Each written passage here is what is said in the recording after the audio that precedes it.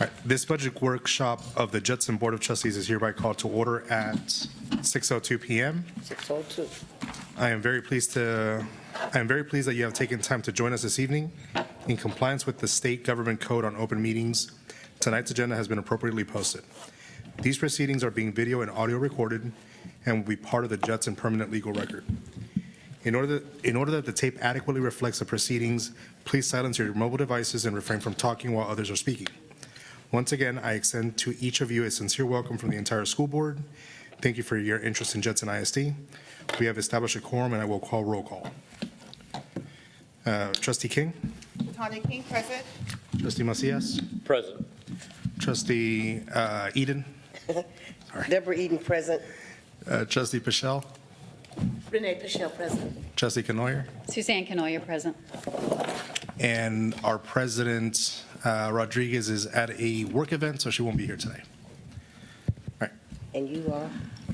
And I am Rafael, thank you. I am Rafael Diaz. I'm also a trustee here, present. All right. Ms. Betty, do we have visitors or citizens to be heard today? Yes, sir. Perfect. No visitors or citizens to be heard. So we'll move on to item 3, discussion items, reports. 3A, discuss and review information on the proposed 23-24 fiscal year budget. Yes, sir. We are in our second. I apologize for not having acknowledged you, by the way. I realized that after the fact. And our interim Good evening. superintendent, Yes, sir. Dr. Fields. Yes, sir. Thank you so much. Yes, sir. We are in our second of our series of budget workshops. And tonight, our plan is to go over some of our projected revenues and expenditures for next year, as well as the compensation plan. And Ms. Davis is going to cover that throughout the agenda. So, Ms. Davis? Sure. Thank you, Dr. Fields. So today, we are going to share some current budgets up to date and review some budget assumptions based on some information that we have, as well as share with you the campus allotments that we are proposing for next school year and department allotments, and then share with you after our presentation the proposed general fund budget. And we're also going to discuss the compensation plan. We are in our second budget meeting with 2 more budget meetings to go before our June 22nd meeting, where we're going to share our final budget hearing with you and adopt the budget for next school year. On the third slide, you have the general fund budget year to date. Those numbers that you see there were pulled on March 31st. Please know that since we've done more spending, so those numbers were current as of March 31st. At the top, you see the projected revenue that we receive from local, from state, which includes our foundation school program. That's your ADA, all of your allotments of $116 million.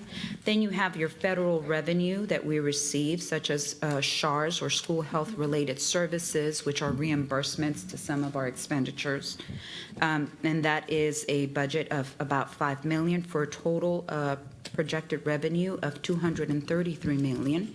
Year to date, we've received $185. And then for our projected expenditures, we have in salaries about $217 million, contracted services about $21.6 million. In supplies, projected expenditures this year of about $14.5 million. Miscellaneous, debt, and capital, for a total of $263 million projected expenditures. Year to date, we've expended about 66% of that. On the next page, again, we're reviewing our current budget so that we can better understand our proposed budget coming towards the end of this presentation. For the child nutrition budget year to date, as of March 31st, the projected revenues are $1.4 million year to date. We've received a revenue of about 44%. For a total revenue of $22.4 million year to date, we've actually received 62% of that. On the expenditures Total, we have 22.4 million. Year-to-date in actual expenditures, we have 13.8 million. That's our current child nutrition budget.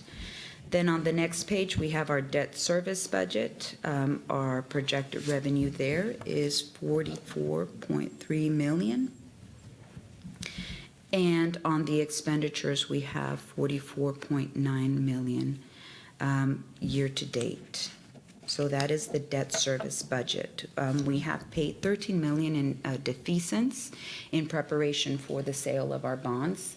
When we pay down our bond, when we prepay our bond, according to our financial advisor, it gives us a better rating for our future investments. And so that's what we did there this school year.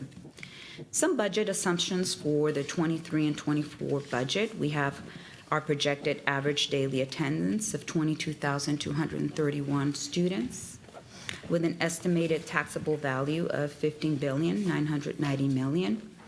And when we look at our history of tax collections, we collect about 98% of that, which is fairly good. Now, we receive our revenues based on Casey. We work with a consulting service that helps provide these numbers for us. Currently, these are the numbers that we're receiving under this current state law. We know that right now the legislature is in session, and we know that some of those things can change. So these are budget assumptions that we're going in with, the understanding that a lot of this may change after the legislative session ends in May. However, we will have to adopt our budget by June 22nd. So there are going to be some quick changes that we may be sharing with you towards the end. So I just want us to keep that in mind as we're working through this budget. Ms. Davis, quick question for you. Yes, sir. For my learning and maybe for communal conversation, when we see the percentages here in the year-to-dates and so on, Yes, sir. and the expenditures, are any of these numbers off course? I guess maybe there's a conversation for all of us. Like when we say that we've spent 62% of, if I'm reading it right, if I heard it correctly, like 62% of the budget year to date. Is anything off course? Sure. So like if we're looking, for example, at the general fund budget year-to-date, I'll go back to that. You can see that most of them are at 66, 70%. We're about 3/4 of the year in, so that sounds about right? But then you might see that 94% sticking out. So that 94% are actual approved amendments to the budget of about $4.7 million that have come to the board. I actually have them here listed. There were about $2.75 million of an amendment that was presented to the board, and that included property at about $2.2 million, fencing for Kitty Hawk Middle School at about $134,000, additional police at about $401,000, and about $14,000 in gifts. So in September, there were other amendments of approximately $491,000. Then in October, there was an amendment to the budget of about $6,000. In November, there was an amendment to the budget of $48,000 on foundation funds. In January, and what I'm doing right now is I'm just going through all of the amendments that were approved, just as sort of a memory as to why we see that number being a little bit off. In January, there was an amendment to the budget of $1.4 million, $2,500 were in gifts, and $1.4 million was for the maintenance of equity. When we receive federal dollars, we have to comply with the maintenance of equity, showing that we're dispersing those dollars appropriately. And so sometimes we add to that budget and make those amendments there. Then in February and April, we had about $9,000 worth of amendments. When you total all of that up, it comes out to about $4.7 million currently this year. So that is what you see there in some of those differences. Okay, thank you. You're welcome. And so when we go back to, I think we were talking about some of the budget assumptions and keeping that in mind, understanding that we currently have the legislative session going. Then we start thinking about the large anticipated purchases for this coming school year so that we can include that in our proposed budget. We have about $160,000 for band uniforms at Veteran Middle School. and that's for their 7-year replacement cycle. We have an estimated 40% increase in property insurance. That's so far what we're hearing from our property. And then about an estimated 10% increase in casualty insurance. And we are anticipating the need for a warehouse box truck. That's our pony that makes all of our deliveries. We currently have the need to replace that vehicle and purchase that. And then, of course, with the understanding that our district will continue to purchase all of the technology out of the technology budget. Our pony is called warehouse box truck. Yes, I just always called it the pony. the pony, yes, the vehicle that they use Yeah. for, yes. So as we move forward, here are some compensation plan thoughts for our proposed budget. So we understand again that the legislation can come back with certain teacher raises and whatnot. So what we're sharing with you here might be a little bit conservative with the understanding that if they come back and say, for example, a mandated raise of 3%, and we are proposing or sharing with you tonight a 1% raise, that then we can add 2% more to that. So right now, we are, although we have a few scenarios to share with you, the budget is proposed on a 1% increase. And then we are sharing scenarios of a 2% increase and a 3% increase plus incentives. That total, the incentives alone total up to $3,000. So let's just go through one. We have a consideration of a 1% raise on the midpoint, which is what Judson has traditionally practiced. That midpoint is at 20 years. And that is a cost to our budget of $2 million. And again, it allows flexibility for whatever the state legislature comes back with, because we can always increase. And we're sharing some scenarios as well with a 2% and a 3% increase on midpoint for a cost of $4 million and $6 million respectively. In addition, we are considering the 1% raise and incentives. We know that with incentives, those are not necessarily in perpetuity, but a raise would be. And so when you're talking about the incentives, we are considering $1,000, a winter ESSER incentive for all staff. That's to a total cost of $4 million. We would pay that incentive in December, and we would ask that the employee be employed the entire time from September 1st through November 30th. We're also considering an additional incentive for the spring, a spring incentive, but this time it's all staff. You know, currently we're offering an auxiliary incentive in June. What we're proposing for next year is the 1% raise on midpoint, a $1,000 winter incentive, and a $1,000 spring incentive for all staff. If you turn the page, in addition to the 1% raise, we're also would like for you to consider teacher-only incentives. So in addition to the winter and spring incentives, those who are acting in the capacity of a teacher would receive a fall sign-on payment for $500 in the fall at a cost of $1 million, and that would be paid in the September check, so that would be early on. And this would be for all of our teachers, new hires and returning teachers. In addition to that, we are considering an all-star test incentive. We're proposing an all-star test incentive. That's $500 given after the STAR test, but to all of our teachers, not just those teachers that are in STAR. But we know we work hard towards that. We know that that's what we're evaluated by. So we're calling it an all-star test incentive given to all teachers, including those that are teaching in a non-STAR tested area. That would cost $1 million. It would be paid out in the June paycheck. And this is for teachers who start the year with us and stay with us through testing. In addition to that, in the last budget workshop, we talked about a District of Innovation mentor stipend. We know we currently have about 102 teachers on a DOI. That means individuals that are not necessarily certified, but that are experts in the subject. We know that that's important, and that we want to be able to help those teachers. And so in addition to that, for those teachers that would be identified, of course, we would create a rubric, we would work with HR and our principals on that. They would have the opportunity to receive that additional stipend.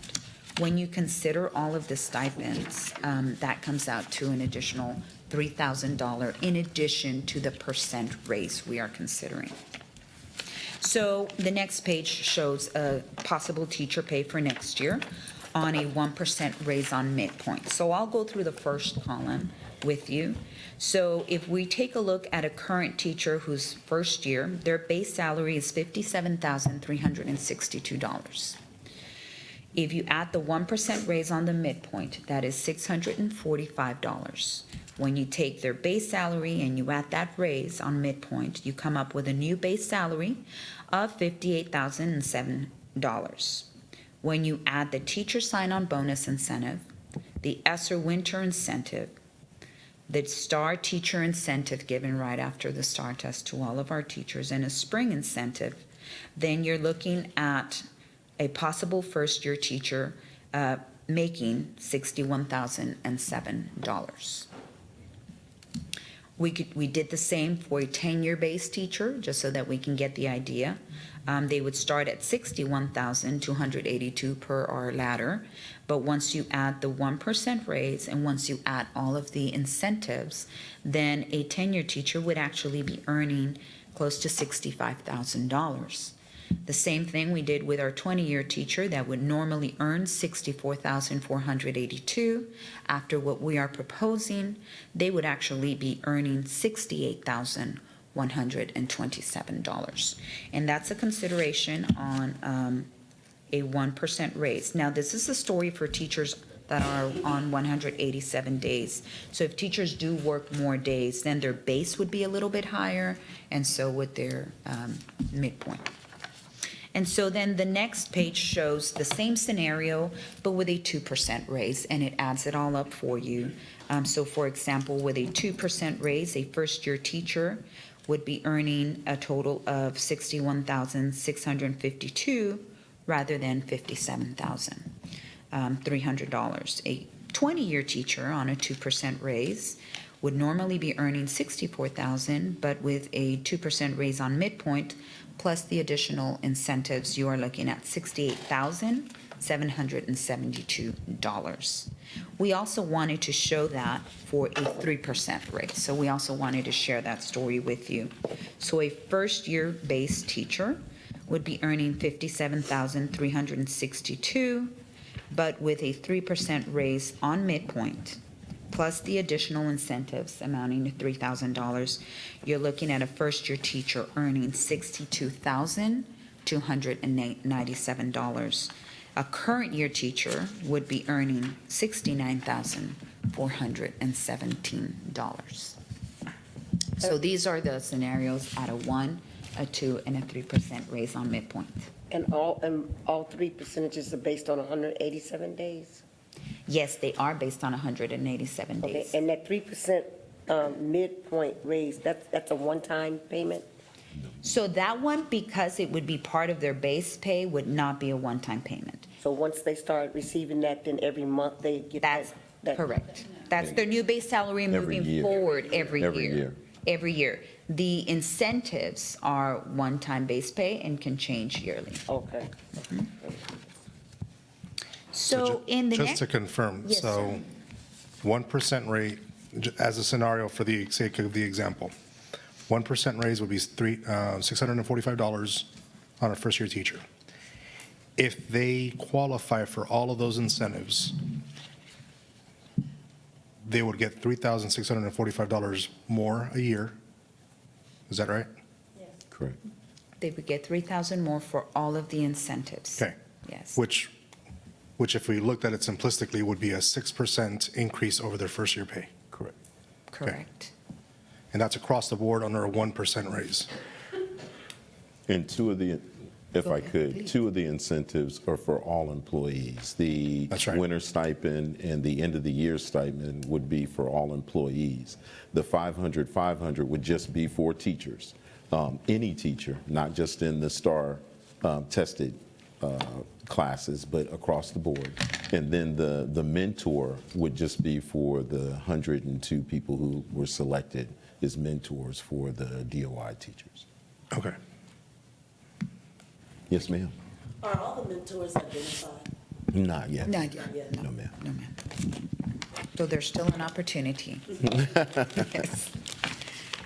So this is obviously our preliminary discussion, right, where this is our second official budget meeting. Yes, sir. And so before we go too much further, I just wanted to ask, last year we sort of differentiated our compensation plan by having sort of a hybrid of increases for auxiliary professionals and teachers and administrators. And so the idea was obviously to pay more to those that were in greater need. And so I don't know if we conducted an analysis to determine if it helped retain personnel. For one, I'd like to know if auxiliary professionals stayed at a higher percentage as opposed to teachers. We knew that it was difficult for teachers, and this is a competitive market, so teachers were leaving.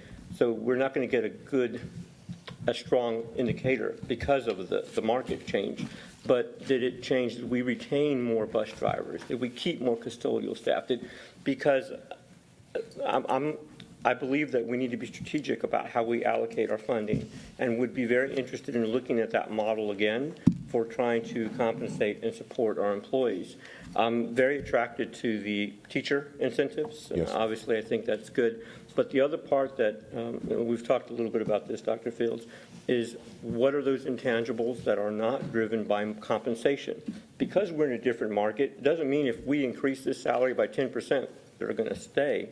I mean, there's so many other variables right now. Yes. So getting back to that employee retention committee, that is to look at other potential incentives for retaining personnel is still of high interest to me. And I know that we've been a little busy doing other stuff, but I want to get back to that for some additional input from employees in the field. Yes, sir. Because if they're going to, and I'll just put a crazy idea, they all want an extra day off, and so we pay for that one extra day off or two or whatever it is that will help, then we'd have to pay for that. And then, so are we? I think we can even go further than that. Well- The raise worked. Yeah. So much so that if you were watching the news today, San Antonio jumped out there and went 3 to 9%. So everybody's trying to do something like Judson did last year. And I think that we can agree. pull the statistics, but definitely I feel that not so much brought people, but definitely kept the people that were here. Sure. There's a teacher shortage right now. Of course. Auxiliary-wise, I know that I've talked to a bunch of the custodians that felt comfortable about the stipend, the beginning and the end. They like that. We went further than just thinking about, how do we retain? We told you about the survey that we put out, and I don't want to step all over Dr. Tagenau's presentation that she's going to give, but I am going to ask her to speak very briefly about some of the feedback that she received from over 1,000 teachers in this survey and what their concerns were, just an overall, not, the same thing you're going to talk about on Thursday. Yes, ma'am.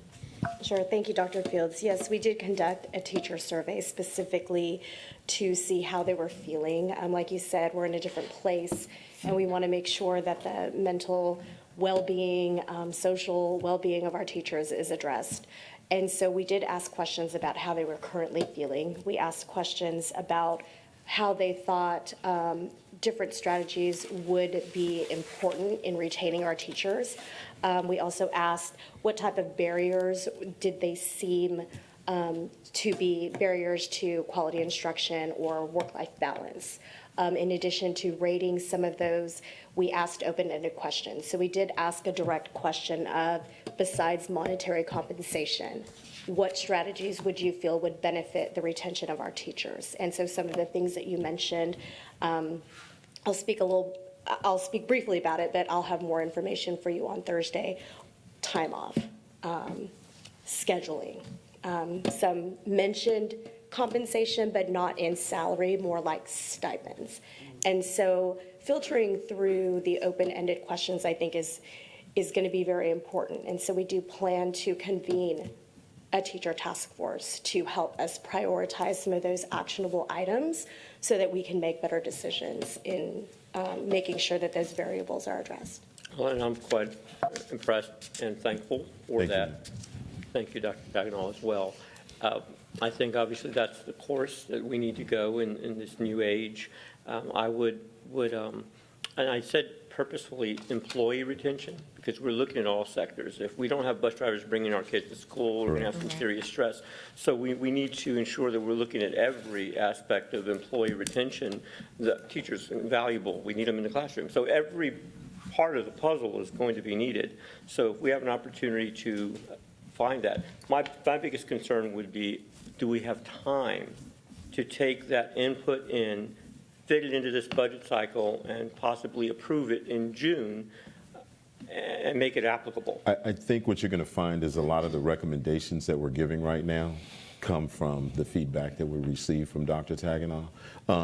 We may not be able to do another 6% raise, but we can provide some relief through stipends. Sure. And that's what we're proposing now. And that's what they're saying that they would like to see, more like a bonus throughout the year. So, and we're not, to Mrs. Eaton's point and Mrs. Pichelle's point, that's not a recurring cost. It's a one-time cost. So then we can reevaluate next year to see if this is something that we want to continue with, or then do we want to come back with a percentage raise and then make this reoccurring across the board. So these recommendations, I think, fit that bill. But we're still going to convene the task force and do what we can. And it'll be a quick bring together. It's not like it was something that we were going to do next year. We're trying to implement these things as quickly as the teachers come back next year. All right. Well, thank you. Yes, sir. Another quick, I'm sorry. Yes, So sir. sorry. No, go for it. Did we do a survey of frontline staff, non-teachers? I don't know what the right term is. Auxiliary. There we go. So we have a whole staff survey that's being completed right now through TASB. Okay. So the specific teacher staff survey was done right after spring break. And then just recently, maybe about a week and a half ago, we opened the TASB survey, which is open to all staff. And so we will be able to get the data from TASB that addresses all of our staff. Are we able to segment the auxiliary staff from everybody else? Yes. Okay, because I think that's part of it, right? They have the tapestry of our entire workforce, but some of those folks that might need attention and assistance in advocating for themselves aren't always the ones that are at the table. Correct. Right, so, okay, cool. Okay. And so then, next slide, we have the campus allocations. We want to share with you what those allocations are. I can tell you that these are when we provide campus allocations to each of our campuses, we use a per pupil allocation. These haven't changed in the last couple of years. At the high school, we provide $102 per student. I would like to say something that we did do differently, and we had the ability to do this, is we are using our current numbers, same numbers that we use for staffing, rather than using snapshot. This provides the ability to use more recent numbers and hopefully receive a better budget than outdated numbers. And the middle school, the per pupil allocation is $86 per student. And those enrollment numbers that you see there are, again, current as of February, which is right before we started putting this together. And in elementary, the per pupil allocation is $78 for most campuses. You do see $83 in Converse, and that's because Converse has moved to a year-round school. And you might see an additional dollar for Wortham Oaks Elementary because they have a sixth grade grade level that most other elementaries don't. In total, the campus allocations make up a small portion of the budget. So these total allocations that you see here provided to each campus, separate from their payroll, this is for campus use, make up about 2.3% of the total proposed budget that we're going to be sharing with you this evening. Then on the next page, we are sharing with you the department allocations that we are taking into consideration for our proposed budget. I will go through a sample with you, but I would like to say that in practice, what we have seen before is that we take a look at the history of what the department is spending. They've taken a look at what percent has remained unspent as they're developing the budget, and then they propose an allocation for the department. Moving forward in future years, we would like to actually have an opportunity to sit down with each department and talk about their needs and talk about what it is that each department is forecasting for their expenditures, and then be able to provide an allocation based on that. That's called zero-based budgeting, rather than the way that it has been done in the past, which is what you're currently seeing some of that right here. So for the Board of Trustees. You want me to expound on that? Yes, please do. So basically what we're saying is for the last couple of years, we've been just going back saying, hey, this is how much we gave you last year. Based on your spending habits for this year, this is how much we're going to give you this year. What we really want to get back to is, okay, we know how much we gave you last year. How did you spend this, or how did you budget for it? And start from ground zero and build your way back up. And then what that does is it gives the person who's monitoring that budget a stronger understanding of what they're doing. They know where all the money is. They know how to spend it. And then at the end of the year, when they come back a little bit, they didn't spend $50,000. They're not so holding on to it because they think that they're not going to get it back. They'll just say, you know what, we really didn't need this much in this particular account. We could go down here. And I think over the course of years as we move forward, we're going to find that we find a more accurate budget that we get throughout the entire district. But we got to get away from, this is what you got last year, this is what you're going to get this year. Yeah. Yes, ma'am. Yes, perfect. So what we have there, for example, I'll walk through, the original budget allocation for the Board of Trustees was $332,400. That revised budget means the budget wasn't amended, and so it stayed the same. The available funds, we understand that there are some expenditures coming up in June, and so again, these were numbers pulled, I believe, in March, and so for next year, we're proposing that that budget remain. And so as we go through, you have the specifics to each of the departments there. I'm just going to go through some that might stand out to you. For example, in the police department, we had a proposed budget of $180,000, an allocation of $180,000, but that budget was revised, and that also goes through what we mentioned earlier. The reason that it looks different are because of the amendments. There were some purchases of some vehicles for the police department. 2 Tahoes and a truck for them. And so that's why you see, that's what the revised budget there means. And so when we take a look at that, yes, we are proposing the same allocation of 180, even though they've spent 383, because that's a one-time expense. And so we're just trying to show why we see some of those differences there for you. I have a question. Yes, ma'am. ma'am. Is that 180, does that include the new officers that we hired as well? No, ma'am. This is just the department allocations. Payroll is separate. So this is just for the department to use. But we will cover that in the compensation Yes, when she gets to it. yes, ma'am. Thank you. And before you get started, I'll just follow up with my own question I have as well. The idea of zero-based budgeting, that's something we haven't done in a while. We're changing and reverting back to it. Yes. Yes, sir. Okay. My only caution with it, and I'm not saying not to, I think that's effective and efficient, is that some of the potential weaknesses are departments will spend money just to spend it because they want to look like they're spending money. So is there already a process in play to validate why a department may not have utilized funds? Like, for example, we have internal auditors. I don't know who put 50,000, but I certainly am not going to agree with that. But obviously, we were looking to hire one. We're getting ready to interview for an internal auditor. We expect to expend resources on that. So there's there's a valid reason why we didn't spend the funding. But I just wanted to know, is there going to be some very objective assessment so that we're not forcing departments to just spend it all, just so next year they're looking like we spent it all and we need more money? What feedback do you guys have?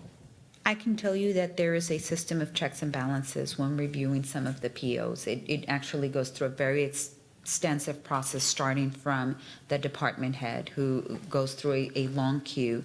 And there is always that opportunity to question some expenditures if they are not in line with what was proposed. But what we're looking to do down the road is that zero-based budgeting gives us an opportunity to sit down with each department and actually discuss both their expenditures and their future needs. And so it just wouldn't necessarily be, okay, this is what you have spent, and we're coming to the April deadline, so let's spend all of that money, because that would be able to be tracked, and you would be able to see, okay, why are we making a large expense of $5,000 as we're trying to close out the budget season. So yes, sir, I hear what you're saying. and It's duly definitely noted. management of the district, so as long as I know that you guys are looking at that, that's my only potential concern with it. So just look at that strategically. I know that you guys have been here for a long time. We used to come in on Saturday and do this, remember? And what we would do is do that zero-based budgeting, and then if there was an aberration in there where you guys saw something like, hey, what is this 400? We'd even have Chief or some of the other people come in on the weekend with us and say, hey, explain these expenditures that you put on there for this year. And we just kind of want to get back to that. So we'll be looking for those, huge variations in what was done before, what was done after. And at the end of the school year, I was in the military. I remember at the end of the fiscal year, they always served lobster for breakfast, and you were like, where's this coming from? But they were just trying to spend the money before the end of the fiscal year. So we'll watch for that as well. Absolutely. Maybe that was a bad analogy, No, but but to your point, we would be holding a higher standard by being able to have those conversations. And that's sort of what I want to hear. Yes. Because we are going into this, and I proudly say that I was in the same unit as Dr. Fields, so I certainly know that, Wilfred Hall. But I appreciate that. That's good. Yes, Thanks. sir. Thank you. yes, ma'am. I just want to say that I was in curriculum at the time of zero-based budgeting, and when we developed our budgets, we had to come in with justification for every single category as to what it was for. So is it professional development? And so that professional development, is that going to be for materials? Is it going to be to hire presenters? Is it going to be to pay teachers to be presenters? What is that going to look like? And the times that I did have something would have been an aberration. For example, when we had a large cohort of teachers training for one particular thing, that was a one-time, so my budget was much higher that one year, much lower than the next year. But it's not just, hey, I want $6,000 with no justification. I'm going to spend it on this and this and this and this and this. And so it's not, just a lump sum that you can go willy-nilly with it. And then, when the POs come in, as you said, they are looked at by whoever the supervisor is, has to approve everything that you order or do. And, if you haven't already explained yourself as to why that's that, then there's questioning happening. So I feel very comfortable going back to that. And I'll add, obviously, Ms. Canoia has good stories and perspective, and so do I. So one of the things that I've always brought up is the example of backpacks for the summer. And you guys were here when we talked about backpacks for the summer. Some of you may not have been here, but those backpacks for summer reading looked really good on paper. Really solid. But what ended up happening is teachers were handed boxes of books and backpacks, load up the backpacks yourself, which took instruction time. And then there was no evaluation if the kids were even reading the books in the summer, because they come back and, did you read a book? Well, I don't know what we did to the book. So it looked great in terms of literacy, but in terms of reality, efficiency, was it getting the job done, or did we throw out $250,000 just because we wanted to help in the summer, which is great. But I'm trying to get to the point where we're evaluating the efficiency of how these dollars are being spent to validate things. So again, just putting it out there, because that's all very critical and important for efficient use of our dollars. Return on investment on it. Yep, every one of them. Yes, sir. Quick question. Yes. If we can go back to the campus allocations, and I want you guys to teach me something, because maybe I'm misreading this. but I'll tell you where I want to get to. Actually, let me tell you how I'm reading this. Tell me where I'm wrong. So when I look at the elementaries and I see allocation enrollment and then per pupil, the dollar that's here is a dollar that's given to the campus. Is that right? And doesn't take into account what Dr. Saunders told me, title funds, so on Correct. and so So forth. this is, we're talking here about just the local dollars. When we look at a campus allocation, these are just the basic local dollars that we give, and these have a little more leeway. Then come the categorical funds, and that is your state comp ed, that are your federal funds, Title I, Title II, opportunities to use Title III if you have a lot of emergent bilingual students, and then we even have Title IV that we reserve and use for certain specific programs. So those are, and then grants. So this is just local funds that we provide to the campus. In addition, there's all of the categorical funding, but that wouldn't go into our proposed budget. We're showing this because we would need to keep this into consideration when we're proposing our budget. Do we practice student-based budgeting or equity-based budgeting in the district? And what I mean by that is, do we budget to campuses based on like objective, weighted, measurable characteristics of students served? I'd say, well, Go ahead. I would say yes. And the reason why is because she just went through, if you were to calculate your at-risk population, we pay our state comp ed based on your at-risk population. So that is an equity-based. All of the titles that speak to equity-based based on where you're at or what you have on the campus. So it's not just a measure of this is how many students you get, this is how much money you're going to get. It's a matter of this is how many students you get, this is how much money you're going to get. Now this is how many special categories you have, and this is how much additional funds you're going to get. Is I there, would say that we don't do title at most of the, We do it at all elementaries. All elementaries are Title I, plus we currently have 3 middle schools that are Title I High school. funded as well. For high school, we do not. so we don't We do use title state for comp ed. the right. That's what I thought I was saying. Yes. is there room for more? Is there room for us to dig in deeper, right? And my mind goes to, the schools that have the most opportunity for growth, that have more challenges. How do we ensure that we allocate additional resource to those campuses to ensure that we can help them along, right? So we have some that are historically less than optimally performing. So is there room for more in the conversation, or are you saying that we're pretty good where we're at in terms of equity-based budgeting and allocations? I feel like in terms of budgeting and allocations, we can always do better, but we're not doing bad. And I think that at-risk population at the high school level really accounts for a lot of the at-risk students that they have on campus. I think realizing the title funds that go out to the elementaries and the middle schools help with that as well. I think we provided some incentives for the staff that go there. I think we went a long way this year in saying, okay, we're staffing based on where you currently are, not where you were last year. And we're staffing based on 21-to-1 at the elementary. We're staffing based on 22-to-1 at the middle school and 23-to-1 at the high school. So, and all of that is accounted for in this upcoming budget that we're putting forward to give you in June. So we've already accounted for the extra FTEs that you're going to see on some of these campuses as well. In addition to that, Yes, if I may add, we also are, we have a department that focuses on providing grants. Those grants, which I shared some, for example, yesterday, are actually for campuses where there is a greater need, right? So for That's campuses, next year, we're adding Steve.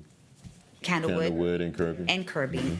as a team, STEAM there, and we're adding Spring Meadows and also Wood Lake Hills Middle School as it, because these students feed from that campus to the next, and so there we're focusing on college prep. We're looking at $250,000 next year for planning, with an additional $1 million per campus for each of the campuses to specifically look at a school model that would help close those gaps. Based on the data that we're seeing on those students, that is actually how we make the selection for those campuses. So strategic grants that would help close that performance gap and close that equity gap.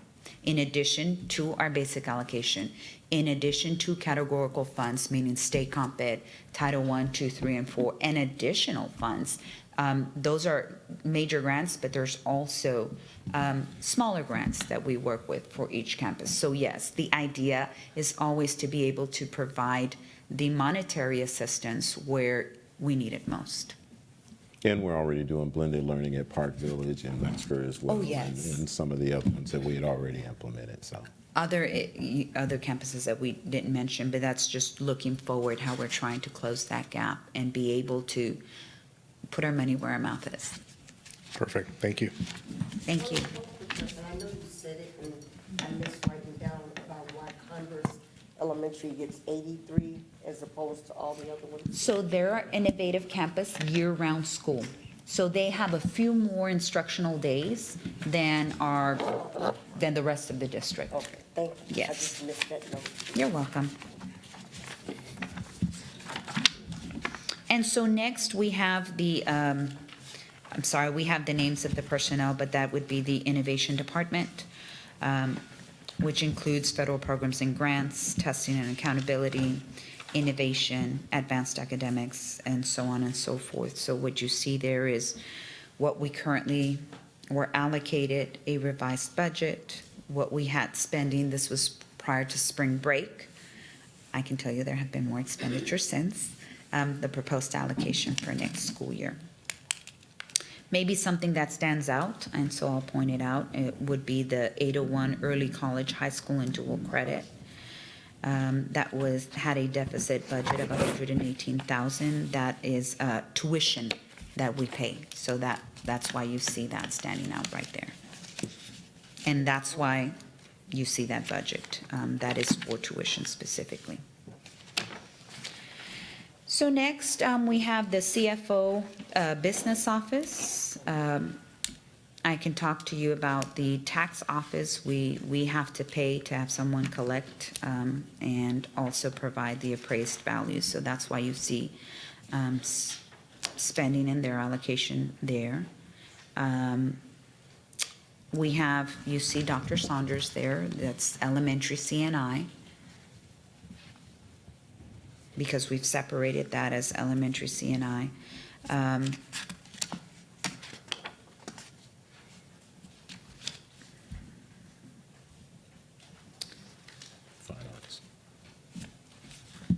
For Dr. Toppin, that would be the secondary curriculum and instruction. Maybe something that you see there, a large allocation would be under fine arts. And again, that's for the band uniforms.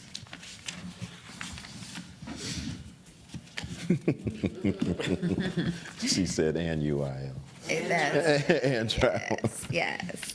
And then for Mr. Guidry's fund, which is maintenance and operations, you see their line item for travel under admin and operations. And then finally, the last budget that you see there, oh, not the last, Ms. Gosh is a yes, yes, of course. Are we still participating in the energy saving program with CPS?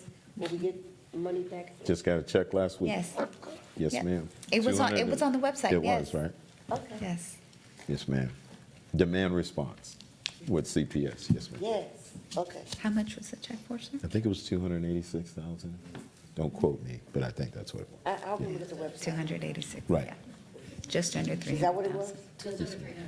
Okay. Fantastic. Down the count.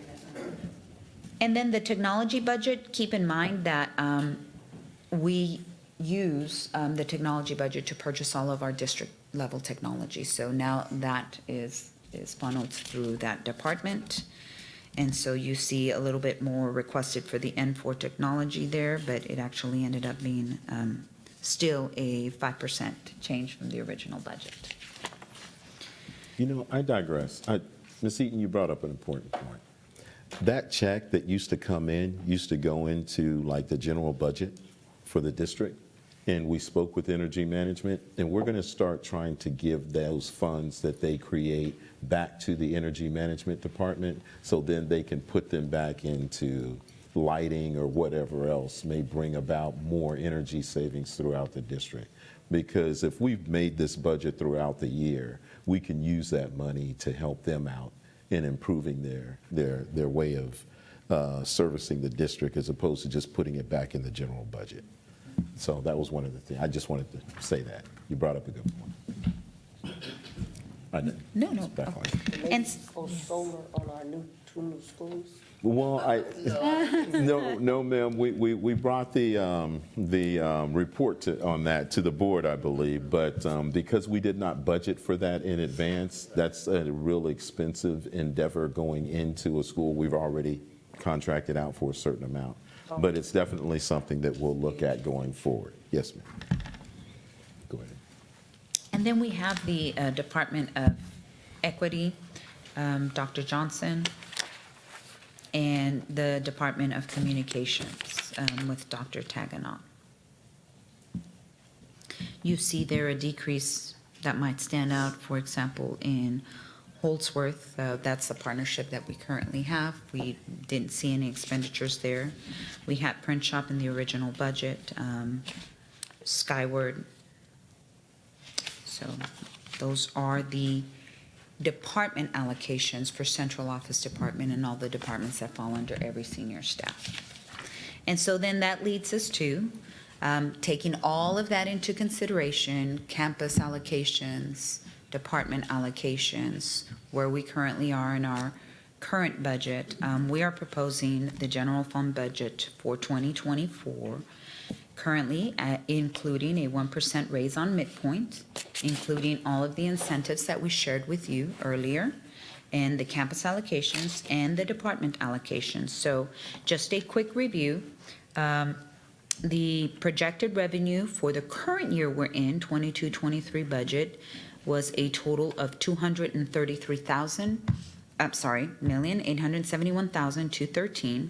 What we're proposing for the 23-24 budget would be $239 million, for a net change of $5.6 million. When you take that into consideration, you also take a look at the expenditures. Currently in this school year, the projected expenditures are $262.8 million. For next year, we are looking at projected expenditures of $250 million. We see a reduction of about $10 million in salaries and benefits. So when you take a look at this proposed budget's total revenue of $239.5 million and total expenditures of $250 million, there is a difference of a deficit budget of $10 million. Currently this year, we have a deficit budget of $29 million. Last year, I think it was proposed as a deficit of 25, but that difference in 4.7 are the amendments that we shared with you earlier. And so once you take a look at the bottom, we started with an unassigned fund balance of $127 million. When you take a look at the proposed deficit for this current year that we're in, and the proposed deficit for next year, at the end of next year, if we were to, for example, adopt this budget, you are looking at an estimated unassigned balance at the end of next school year of $87.8 million.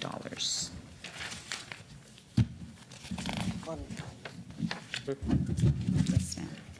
Okay, so on the next slide, we have the preliminary proposed compensation plan, and I believe Ms. Betty Holmes shared that with you, or is about to share it.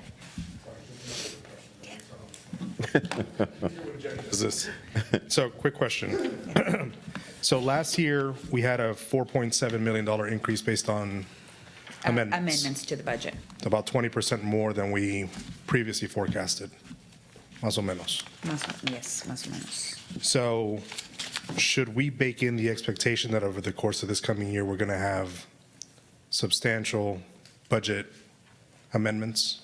Well, and so those were in the slide of large anticipated purchases, right? So those amendments came from some unanticipated purchases to the tune of 4.7 million. So that's what we try to do as we go through this budget process. There's that slide of large anticipated purchases that for the most part are a one-time purchase. So we take a look at that and we try to estimate that in the proposed budget. Now, But that one's already baked, that number's already baked in yes, to the 10.7.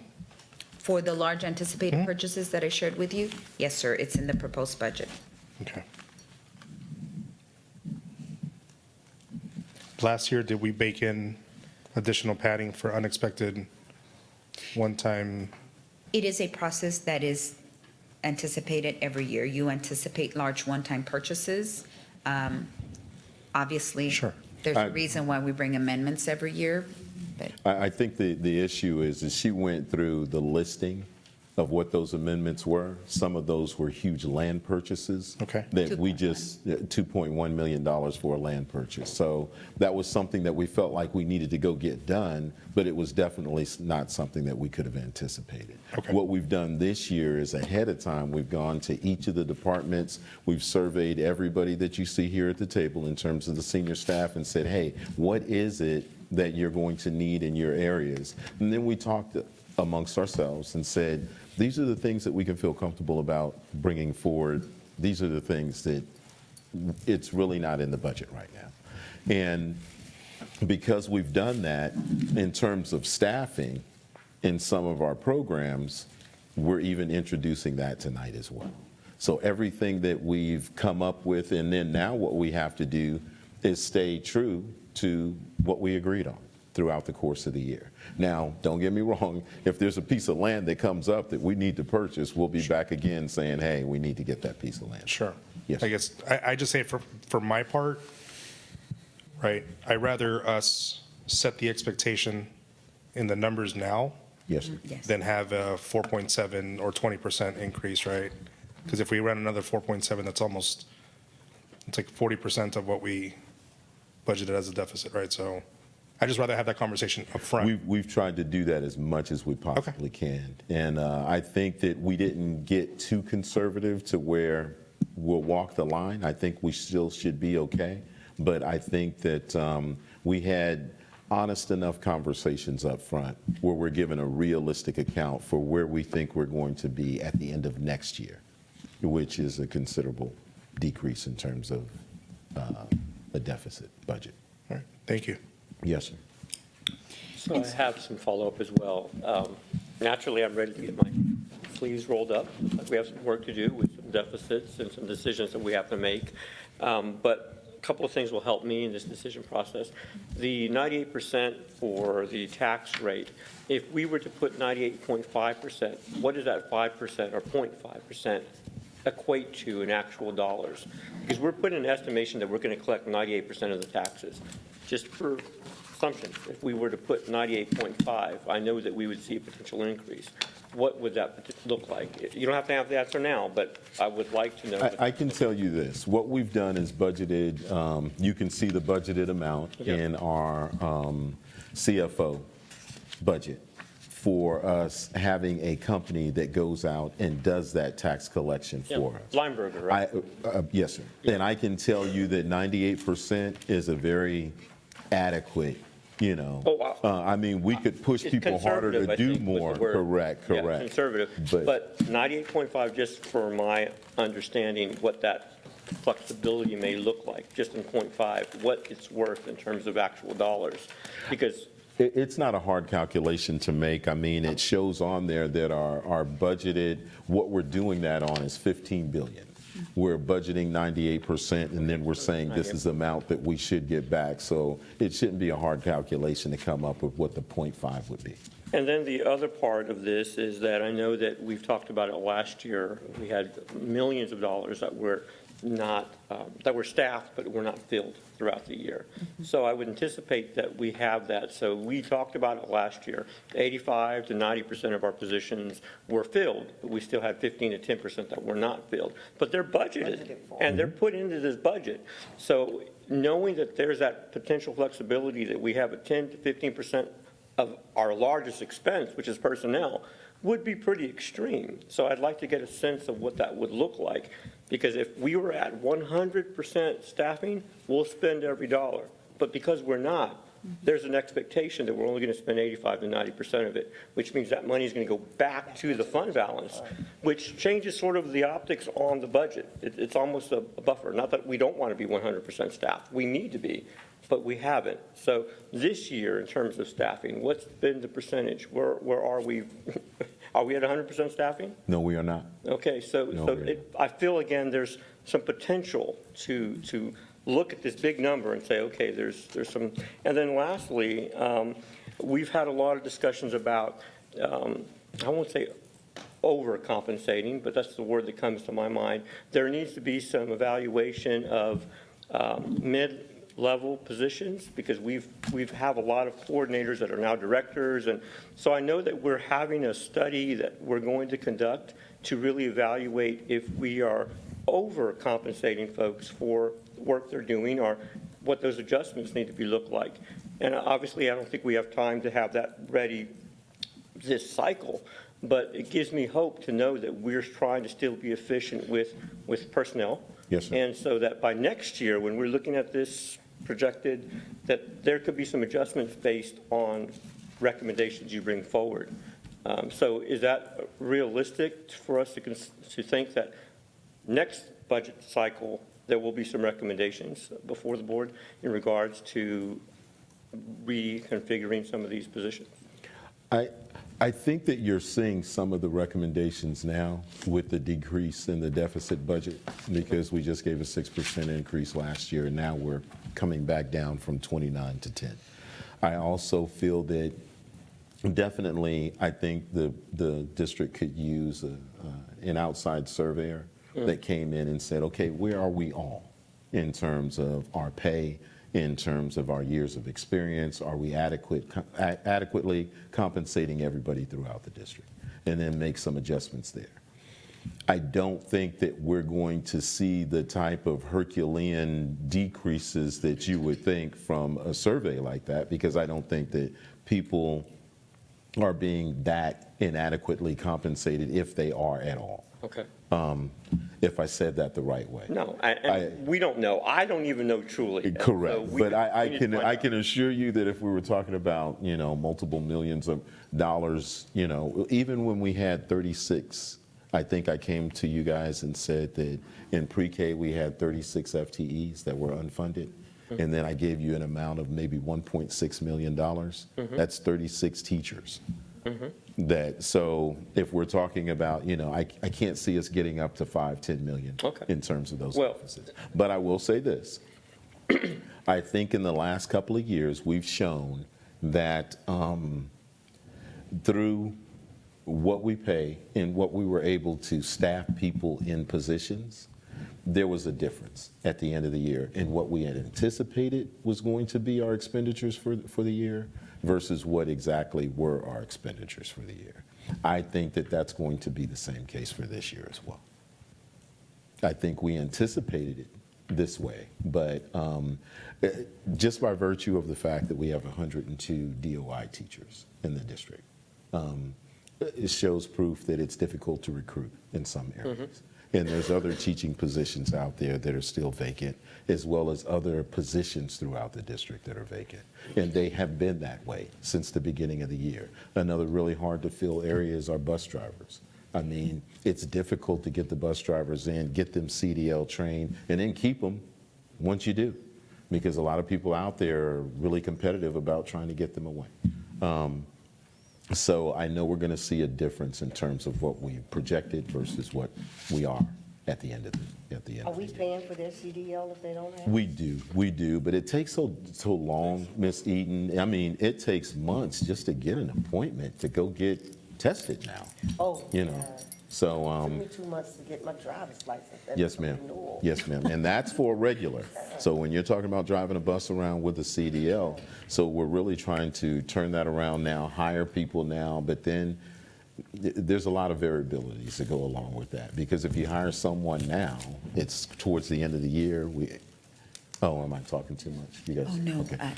It's got the chills. When you hire someone at the end of the year, they kind of aggregate their pay over the course of the summer, and now is late, so it's kind of difficult. They also changed the requirements for acquiring the CDL. It's much more rigorous training. We tried to get a number of people in when the old rules were in place. So Right. it's even harder now because of the amount of training that they have to do. So, yes. Well, I would just ask again if you could get back a number in terms of what we didn't pay for staffing this year, just for perspective. It'll be helpful for me. And, Yes, sir. And I'll have that by Thursday. that'd be great. Thank you. Oh, so we were in the compensation plan, and so what we're going to share with you are some of the, as a leadership team, we got together and we started discussing some proposals that we brought to the table as far as positions that would help benefit each of the departments in running smoothly, and some changes. So we took a look at that. Then, of course, if you remember, we went through our staffing process with each of our campuses, where we staffed at a 21-to-1 teacher ratio at the elementary, a 22-to-1 ratio at the middle school, a 23-to-1 ratio at the high school, and we used our snapshot numbers, and we talked about, the new registration processes and all of that. So when you take all of that into account, and we took a look at the proposed changes to our compensation plan, that was to the tune of about $650,000. And with the staffing process that we just described, we did add an additional 14 teachers, so for a total of $1.4 million. This $1.4 million and these changes that we're bringing to you here are already included in the proposed budget that we just shared with you. So please keep that in mind as we go through. So we'll go ahead and do a quick run through, and we'll start on page 11. So we're taking a look at the police PCP pay scale. So I'm going to draw your attention to that highlighted portions, because those are some of the changes that we're proposing. Again, keeping in mind that those changes are already taken into account in the proposed budget we just shared with you. So we know that we have an increase for safety, and we currently pay our police officers out of supplemental pay when we ask them to come in on the weekends and on their holidays. So rather than doing that, we're proposing to increase their number of days into 240 days. In addition, we have a police sergeant that has been added to line item 102A, because there are certain responsibilities that the police sergeant takes on. So you have the police sergeant and all of the police force moving to 240 days. And so when we're doing the adjustment in their days, I mean, they're compensated for that additional adjustment. Correct. Of Yes. course, yes, sir. To about a cost of about $50,000. Again, already taken into account in the proposed budget. And what comes to mind is this, obviously, we're talking retention all through this whole thing. Like I said earlier, custodial staff, police officers, bus drivers, teachers, everything. Yeah. So is there a cost in terms of training? Because there's two thoughts I have here. If we are trying to retain police officers and we have to train new officers, there's an expense that's added to that. It may be minimal, I have no idea, but I guess what I'm trying to say is we're trying to be competitive. Is it worth investing more if necessary so that we're not having to train a lot of new folks? Or is it worth training new folks all the time? Which I know the answer is no, we want to retain people, right? So just a thought, and I know we're not prepared to have that deep a conversation, but just to kind of get that thought process going on it. And then I always like to ask, were the police officers asked if they want to work more days? Or, I mean, did you get a sense? I know we're the bosses, or you guys are the bosses. So We need to definitely work. asked the police officers if they wanted to work And more were they- days. were they good? They recommended they wanted to work more Okay, so days. everyone's And this is happy. giving them exactly what they wanted. Yes, sir. Fantastic. Chief, would you agree? Yes, with the hourly that we talked All right, thank you. Yes, sir. So then, on the auxiliary, and you might see, I believe you have a colored copy, you might see some line items in red. We're also taking this as an opportunity to clean up some of the compensation plan from positions that actually haven't been around in a couple of years. So again, I just want to draw your attention to what's in yellow, because those are the positions that we are currently proposing. On pay grade 208, position for mechanic would be a new position.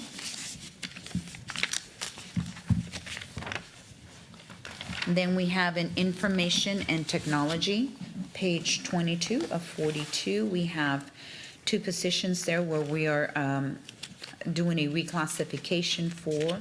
You see on pay grade 402, a specialist in PEMS. They were actually on the same pay grade as the other, page 22 of 42? Is it, 18. my pages are wrong? Your pages are different. Oh. Sorry, I have an old Is it copy. under clerical and instructional support? I'm looking at the information technology IT page. That's page 16. Okay. I apologize. Yes, yeah. Information technology? Okay. No, I have all of my notes here. So I'm sure I removed some pages for you, so it renumbered the pages. I have additional notes on mine. Thank you. But I will tell you the positions are definitely the same. So the specialist in PEMS, what you see there is, that person was actually in charge of our direct report and was actually on the same pay grade. So we felt the need to reclassify that position there. We also moved our registrars. Like we mentioned earlier, we are currently implementing a new registration system. In that, what we've done in the past is we've asked our registrars to come in and work, and we offer them supplemental pay. Well, when we do that, it also causes a strain on our registrars. Well, I've already planned a vacation. Well, so-and-so. So I know that Ms. Gosh has actually spoken to the team, and they understand that the need. And so we're shifting those from into 220 days. So you do see that You see that reflected in here. You also see it reflected under clerical and instruction support pay grade.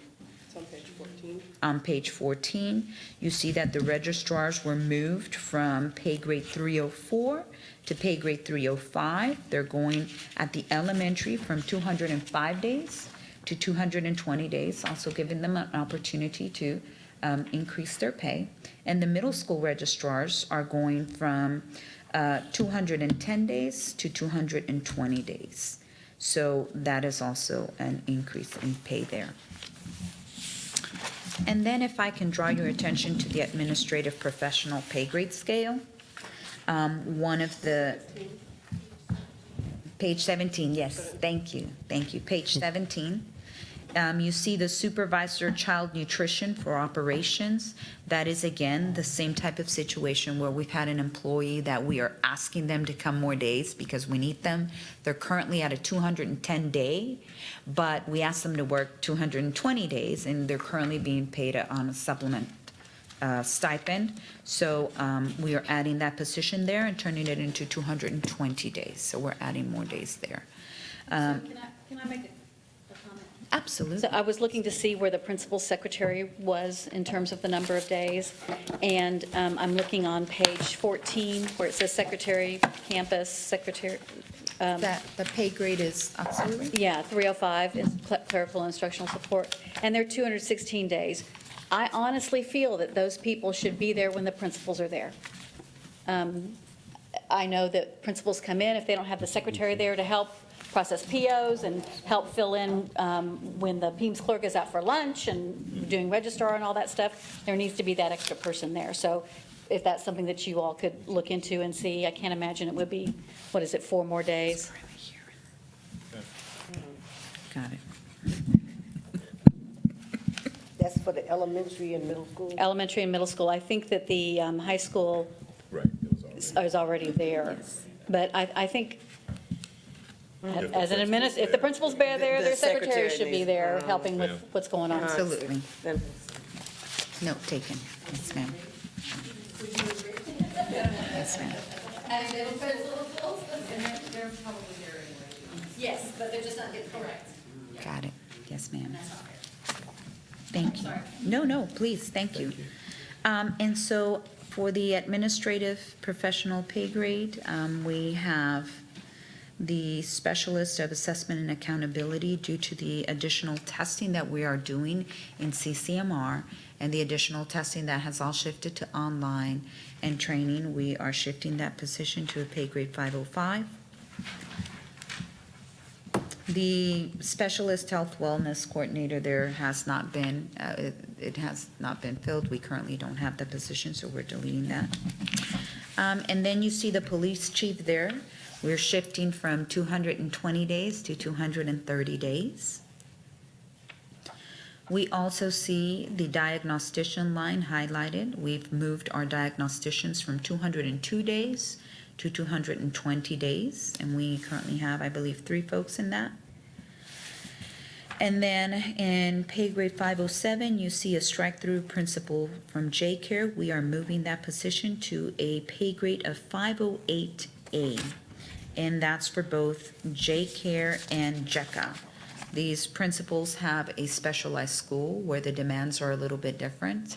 We know that in J-Care, we're dealing with a population of students that Challenging. that present greater challenges for that principal. And so we're taking that into consideration in this pay grade, as well as JECA. We know that it is a campus that not only has to deal with graduation and the regular standards of a high school, but also dealing with college as well, and those memorandums there. And you also see in pay grade 510, we're deleting the term chief of staff. We currently have Dr. Saunders now working with elementary curriculum and instruction, and we are adding a pay grade of 511 to show the deputy superintendent pay grade. And we're also showing a change of 230 days for senior staff from 220.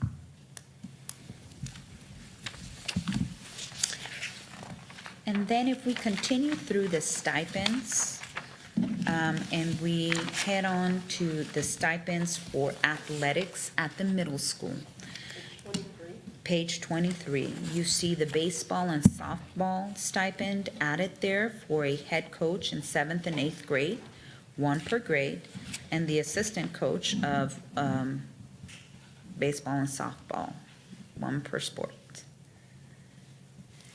In addition, we see a change for the cheer sponsor of a stipend of $1,500. We also had some discussion about the work that our counselors do. Currently, the stipends for the counselors, we have all counselors at a $1,500 stipend, but when we consider the work that a high school counselor does with all of the graduation and all of the preparation towards graduation, we felt that a stipend of $2,500 would be appropriate to compensate for the additional work there, as well as the lead counselor for $3,500 for 4 positions.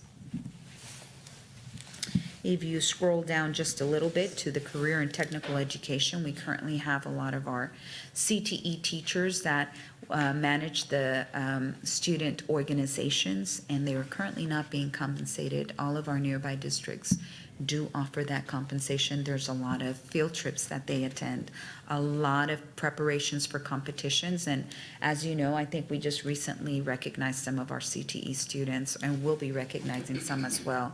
So a lot of effort goes into that, and we want to properly compensate the teachers for their time. And then under elementary school, and you'll see that again later on, we have the webmaster and social media manager. We understand that that is a great way to communicate with our community, and so there's more demands in communicating via social media, so we are increasing that stipend from $125 to $250. So Yes, ma'am. right now, each elementary school does have that person. We're just increasing the salary. The stipend for the webmaster? Webmaster and social media manager. most campuses do. I'll let Dr. Taganot respond. Yes, there is a designated webmaster and social media manager for each of the campuses. We had not had a stipend, though, for social right. media managers, only for webmasters. I see. Thank you. Yes, ma'am. I'd like us to look at the elementary school stipends as well. I know that our music teachers truly do go to a lot of effort for the honor choir presentations.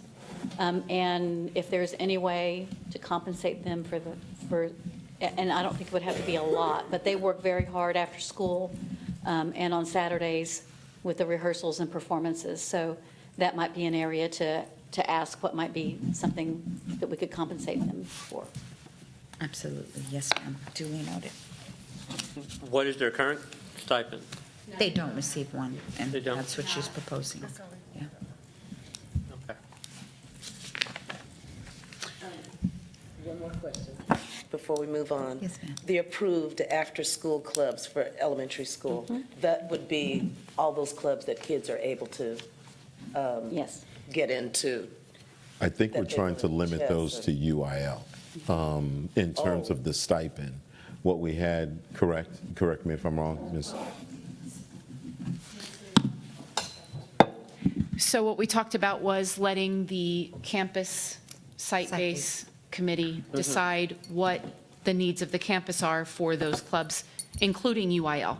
Right. So, for example, chess Yes. is not necessarily a UIL sport, but or UIL club, but there may be campuses that have had a chess club going for decades and want to continue it, so their campus site-based will make that decision. I see. Thank you. We just want to make sure that at the end of the day, that a group of people came together and said, these are the people that need to be compensated. What we had recently is a list of different people that we really couldn't make out even all the students that were being serviced. So we want to make sure that we have a better handle on that going forward. Thank you. Yes. So then, if you move on to miscellaneous for the district, we are adding there the DOI mentor stipend, should that get approved. And then if you turn the page and move on to yes, sir, Did we add back in the campus? we did, this is Okay. an old copy. My bad. And then if we move on to the stipends for miscellaneous middle school, we have the National Junior Honor Society there for $500, and you'll see the position again of webmaster and social media manager there for $250. And so that in total are some of the changes that we're proposing to the compensation plan. When we added up all of these changes again, plus the additional 14 teachers, that's about $1.4 million. And that $1.4 million is already on your proposed general fund budget that we are sharing with you tonight. Now, Ms. Davis, going back to miscellaneous high school, Yes. you have Spanish club now. They've always had Spanish club. Yes, So the stipend was different? Was it less? it was less. Oh, okay. And What we was it? actually, does anybody, $500. Okay. And the other, French and German were $700, and so we Oh, I just see. wanted to, So it Make needs it to be equitable. equitable. yes, ma'am. Absolutely. Yes, and so that's why we made that change there. Oh, I Thank did miss that. Thanks for pointing that out. Okay, so then we'll go back to, we'll continue with the presentation, and there's just some compensation benefits that we just wanted to remind everybody about. Currently, from Judson ISD, we offer $30,000 in life insurance per our employee. So we're sharing that because we're talking about our compensation. We're talking about our proposed budget. We also offer $355 a month towards employee health insurance. And I know one thing that has been used, especially since after COVID, things changed, and that's the mental health counseling service. We provide up to 5 free sessions. And then we also have our retirement benefit that's in our board policy DEC local, where for people that have provided 10 years or more of service to Judson ISD, there's an opportunity for a payout. And so those are additional compensation benefits that I think normally don't get thought about, but they're really part of our compensation plan.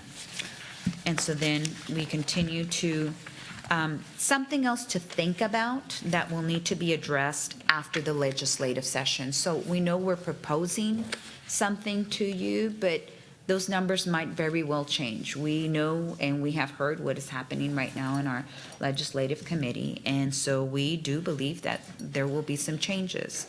And that could be possible additional teacher staff raises to be determined after the legislative mandates. There's also additional costs to be determined after the legislative mandates. And some of those could be unfunded mandates, as they usually can be. I'll give you an example of that. Those were the rooms to fill for special ed cameras. That was an unfunded mandate that the district had to cover. Pre-K, when pre-K became pre-K all day, they don't fund all day. And so those are just some of those considerations to keep in mind as we're thinking about our proposed budget. After that session, rest assured that there will be some additional costs that we're going to have to consider. And then, of course, additional revenue as well. That law might change as to how we're going to receive our basic foundational school program allotments. And so once all of that is taken into consideration, you take a look at some different tax compressions. Our enrollment, of course, we're constantly monitoring that and trying to increase it. And then some increased allotments from our state. So as we mentioned earlier, this is our second budget workshop. We still have 2 additional workshops prior to our budget hearing date of June 22nd, where we formally will adopt a budget. We plan to take back all of the feedback that we're receiving from you, our board today, have a discussion with our superintendent and senior staff, and then take a look at some of the important budget deadlines that we're sharing with you before we bring that final budget proposal. And so at this time, that concludes the presentation that we have prepared for you today for our proposed budget. And we will open up for questions and feedback that we can take. The request, do I need to email them, or did you take note on what I wanted? We have note takers sitting all around this table, yes, sir. No, who's a note taker in here? No, kidding. Thank you. I just wanted to make sure of that. Yes, sir. So the message I want to be sure that our employees know is that we're not done. Correct. Oh, That we are in the beginning stages of talking. It is not a 1% firm. This is kind of a starting point while we wait what is going to happen with the Correct. Austin. Let's leave it The at that. powers that be. Yeah. So please, hang in there. I hope that they've seen that this board is a board that values them, that wants to pay them appropriately, and wants to be sure that they're well compensated. And so hang in there with us. Yes, ma'am. All right. Just gonna have just one reflection, and I don't even know how to get there. I'm just gonna tell you what I'm thinking. So, and we didn't get to do or go through the exercise or training, but one of the things that I think we all talked about was potentially looking at our budget from a different perspective, where it was looking at the budget from an alignment to our goals, right? I want to just put that on the table, that it'd be interesting to look at the budget aligned to our goals. I don't know what that looks like. I don't have a solution for you. It's just a craving that I have, Yes. just to make sure that we're looking at the goals, censoring them, and then looking at budgeting and seeing how we feel. Maybe that's just a reflective kind of session, but that's just my thought. I don't know if anybody else No, feels that way or. I understand what you're saying, all the goals that we did set up, making sure that we have staff, adequate staff at the right levels to present the material. So I definitely understand what you're saying. Yeah, 'cause And I think that what you're also saying is that, and we do, we hear it. We hear that what money is spent on is spent for the resources in order to improve the student outcome. We hear that all the time. So I see what you're saying, but I also would like to just say, we do hear that now. Yes, ma'am. I'm not sure how you would separate all that out. I'm not sure either. I just think you all think about that, because I think at the end of it, what I want to avoid is if there are any barriers in the way of reaching that goal, we didn't discuss it. And the budget process is the time for us to allocate the proper funding. So in order to be fair to the district and to the employees and to the mission, I don't want to be part of the impediment. So I'd rather us discuss it, and if you look at it from a different perspective and say, you know what, we might need more funding here or additional consideration, let's do that. Because at the end of the day, the board is going to hold, staff accountable to the goals. Yes. Yes. But it would be unfair to hold you accountable to a goal that's not properly resourced. You know what I'm saying? I would say, Mr. Diaz, that, and I'm going to let Dr. Saunders and Dr. Toppin chime in a little bit, but I'd say we wouldn't wait if it was an impediment to reaching the goals until the budget cycle.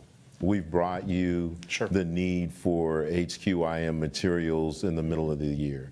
We've brought you, hey, we need to change this whole pre-K setup because it's not really working for the best benefit of the campuses. Anytime something like that comes up for third grade math and reading, for seventh grade math, for CCMR, we bring it to the board right away and see if we can make some amendments to the budget or whatever we have to do to tackle that problem now. But we wouldn't wait until the end of now, we can definitely look at this budget cycle and see if we're addressing some of those things.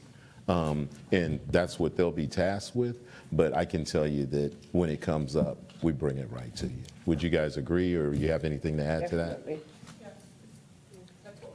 Yes. Well, let me just add that Mr. Diaz, and colleagues, we have always done that. In fact, at the last board meeting, I asked, tell me what you need. We will provide resources as a board and discuss them. And so I know that we're driven by goals and superintendent goals even in terms of the metric.